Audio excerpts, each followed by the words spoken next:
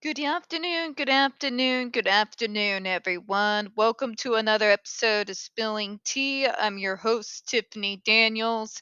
We're going back to that horrible world known as the JRC, but before we do the usual disclaimers and my usual ranting, had a great day. The last hour and a half of my job was nothing but unadulterated suck. Like, people calling to ask if we sell food kind of suck. So, good vibes because stupidity on a level that makes you have a headache is not fun, kids. It's not fun at all. All right. Okay, to the disclaimers. If you are unfamiliar with the Stop the Shocks campaign or the campaign against the troubled teen industry, you're going to find all the pertinent links right there in the description box. Please, in particular, take note of the article written by NeuroClastic, a small non for profit started by Autistics for Autistics. In it, they interviewed over 900 ABA professionals in regards to the JRC's so called behavior modification program. The Judge Rotenberg Educational Center doesn't want you to read that article so much. They threatened NeuroClastic with a defamation lawsuit if they did not remove it from the website. NeuroClastic refused, so you know the drill. Please read the article, share on all your social media. Also included is NeuroClastic's public statement in regards to the defamation lawsuit threat, as well as a link to their GoFundMe. We are crowdfunding just in case the JRC sees through with their threat.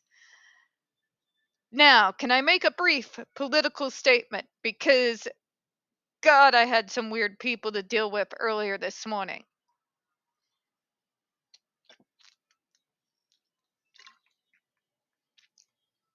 Let me explain it to y'all like some of you are 5. I am a political centrist. I have been the entirety of my adult life. What that means is whatever decision I make in regards to who I'm going to vote for is based off of logic and reasoning, the track record of the candidates. One of those reasons being neither side gives a shit about any of us. Excuse us, we curse on this channel. All right? Neither side cares about us. Everything is window dressing, and you are letting these bad actors whip you up into this psychotic level frenzy. Okay? Politics by mob rule. Right? I was told by someone today that I am an extremist because I don't support Orange Cheeto. Let me tell you something, kids. I don't support Biden and his flying monkeys either. I don't like that our entire political system has been taken over by zealots on the far right and the far left. Nobody reasons, nobody compromises, nobody. You see where I'm going with, right? They whip you up into a frenzy because they want you to make a knee jerk reaction. They hope that that knee jerk reaction is you voting for them so they can continue to stay in power and continue to grift off of all of us. Okay? The best type of voter is one who doesn't side with one ideology or the other, but votes along with what the actual issues are and what the track record is. Okay? But we're the bad guys. And we're getting beat up both by the far left and the far right. You just trying to act holier than thou. You won't choose a side. I'm choosing my side. Okay?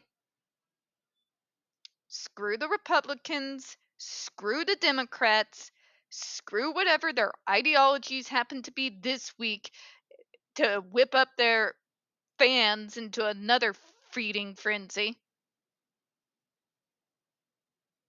I don't care. The problem with our political system is we've gotten away from logic, from reason, from compromises, from even begrudgingly working together to put together something that makes some form of coherent sense. We're not extremists because we refuse to start welling like an unhinged, insane banshee on crack. All right? Just because we're not foaming at the mouth does not mean that we're not politically aware of what's going on. Because 9 times out of 10, we know more about what's actually going on than the people on either the far left or the far right. We see them as they are. There's no pie in the sky that the Republicans try to sell you to take you back to the 1950s with the white picket fence. I'm sorry, but Pandora's box was opened multiple decades ago. You can't go chasing the wind to put it back in the box. Nor can we say, but the far left, we got to be progressive and do all this crap because some of the crap that they're saying is batshit insane. It's not even in a small way something that could actually be practical in the real world. Okay? And that's who I am, practicality wrapped up in a human suit. All right?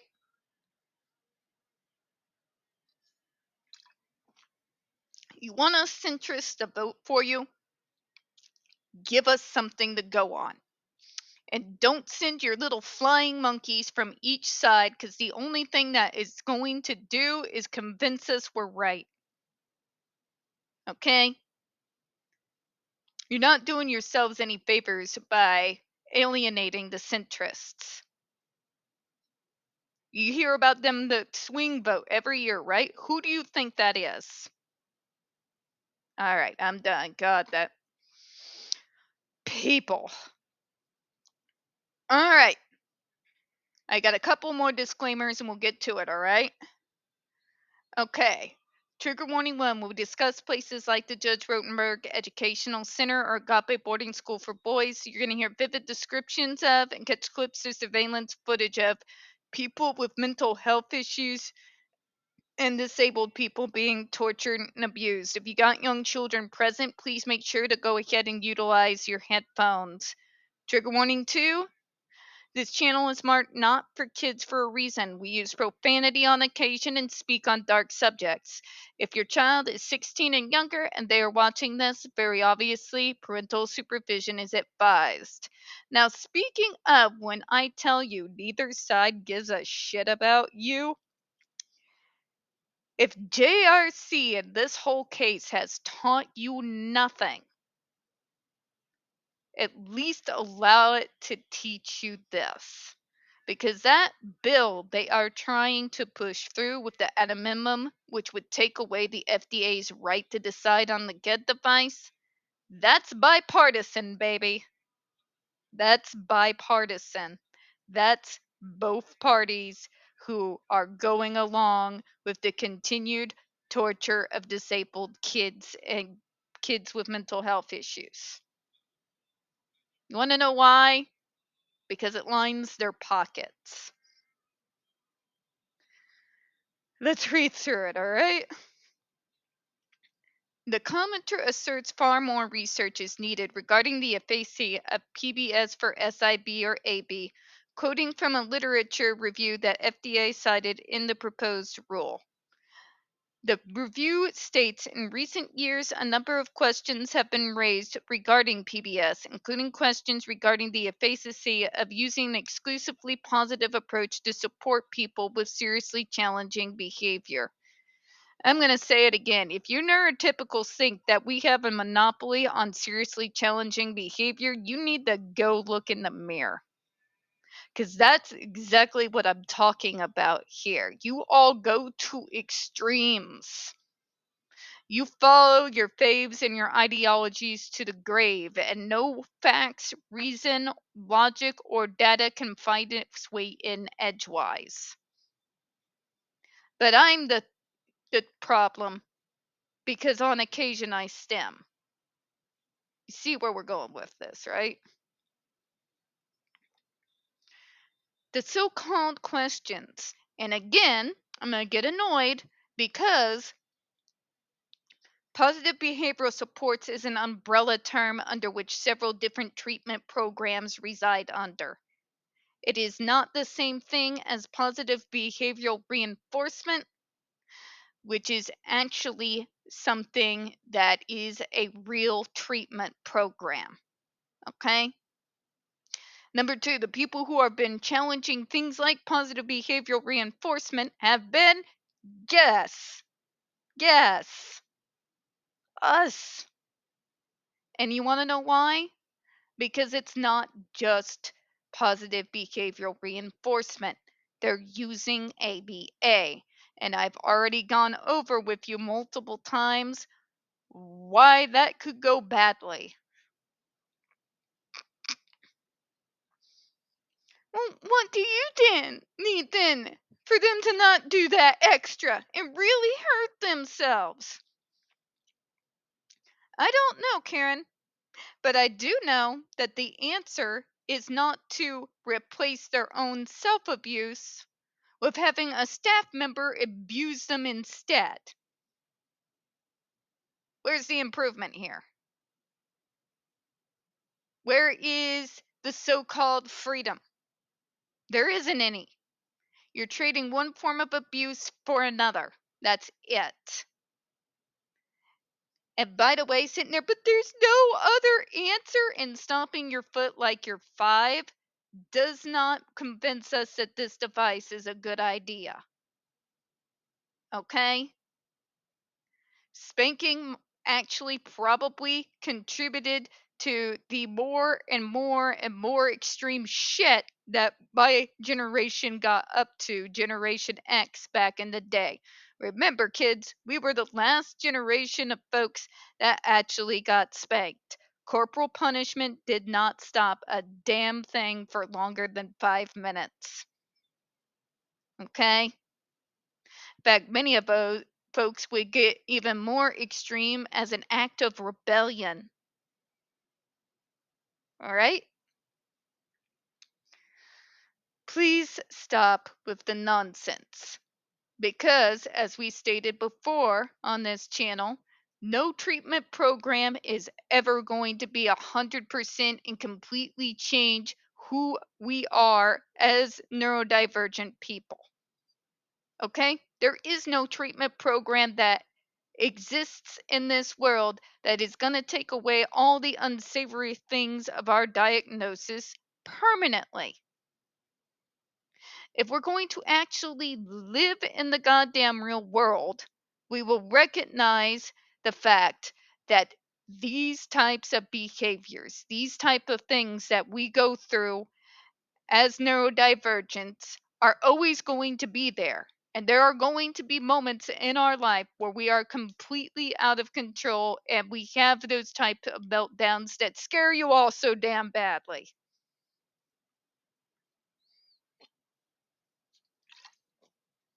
I know this. I know this about myself. It's going to happen. Could be now, could be 10 years, 20, 30. But eventually it's going to happen because that's reality.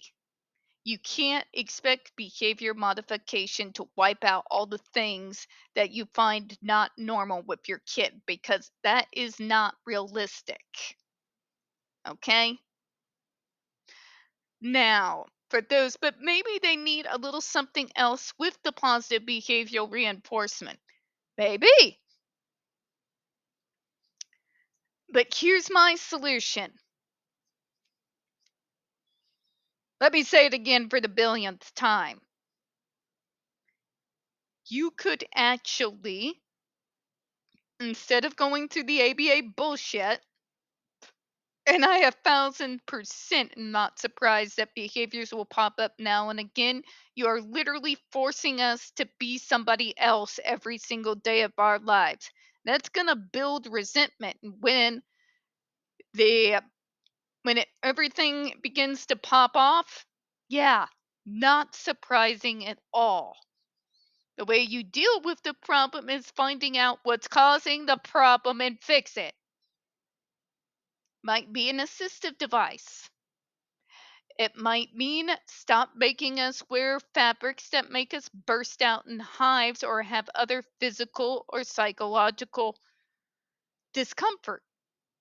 It may be that when you are in a grocery store that is completely lit with fluorescent lighting with that constant buzzing that lives in your ear to slowly drive you insane, you can get some noise canceling headphones.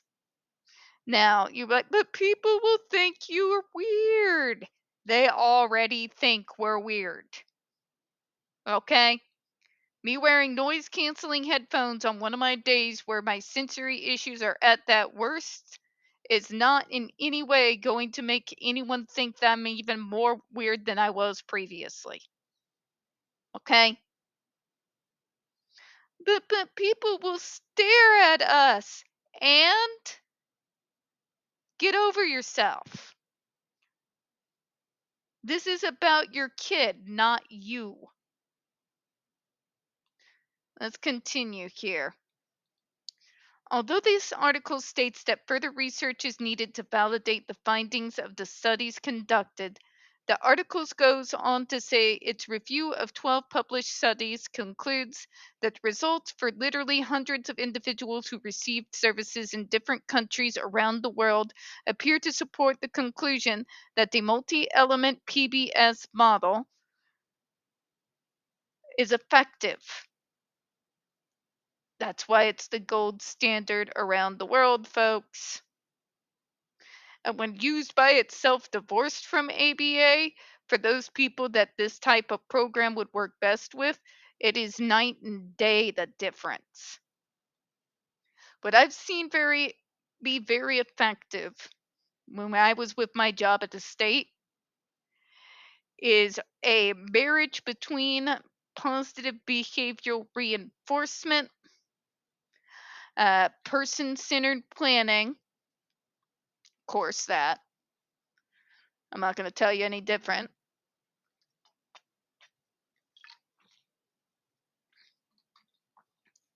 And logic, folks. Finding out, getting to the root cause solves infinitely more issues than trying to brainwash us by conditioning into acting neurotypical. But those emotions just take over, and that's what you automatically do. No, it isn't. No, it isn't. This is not my default setting, and no amount of conditioning is going to ever make it my default setting. All right? Stop with the brainwashing nonsense. Let me move on here.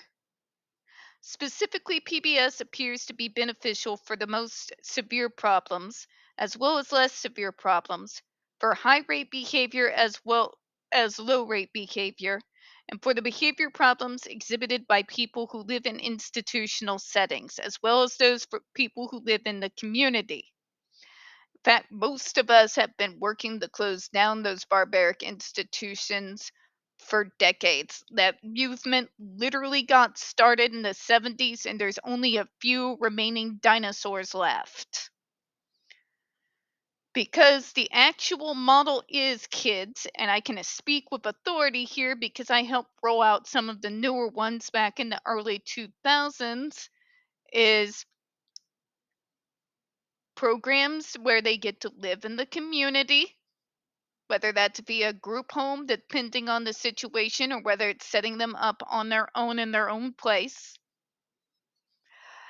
The second part of that model is person centered planning. So, what that looks like is setting up what we call a circle of support of individuals out in the community to best assist in that community integration and everything. And yeah, it's kind of really simple. That is the base. Community based treatment programs, most of them that fall under the positive behavioral supports umbrella, is the current model used on damn near everyone. Now, those treatment programs vary and can change as the situation evolves, and is actually also adjusted and tweaked as need be, based primarily off of that firm foundation of the full functional behavioral assessment. That's why doing a proper full functional behavioral assessment is so goddamn important,